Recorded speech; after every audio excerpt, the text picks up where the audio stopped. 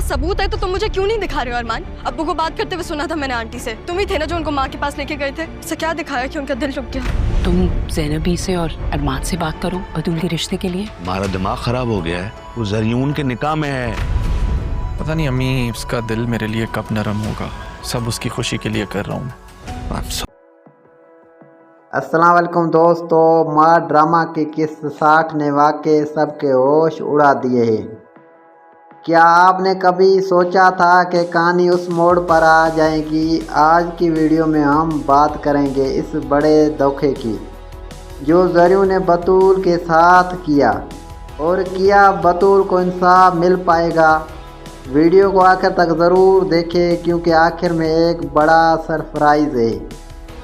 किस 60 में हमने देखा कि ज़रियून का असल चेहरा अब सबके सामने आ चुका है। ऐना आसिफ की अदाकारी ने एक बार फिर साबित कर दिया कि वो उस ड्रामे की जान है। ख़ास तौर पर वो सीन जहां बतूल को अपनी माँ की मौत की असल हकीकत पता चलती है, वो वाकई दिल को छोड़ लेने वाला था।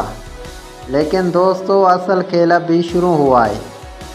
अगर आप गौर करेंगे तो ज़रियून के एक्सप्रेशंस मुसलसल बदल रहे थे, जिससे लगता है कि वो अभी भी कुछ छुपा रहा है। मेरी राय में आने वाली किस्त में बतूल खामोश नहीं रहेगी। वो ज़रियून के ख़िलाफ़ ऐसा सबूत लेकर आएगी जो उसे जेल तक पहुंचा सकता है। लेकिन क्या इतना आसान होगा?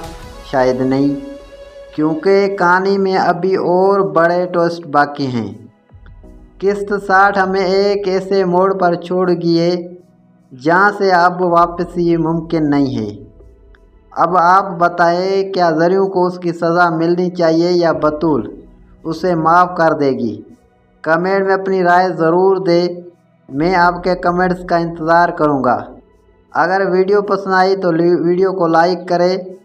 एस एन ड्रामा रिव्यूज़ को सब्सक्राइब करना मत भूलें। शुक्रिया।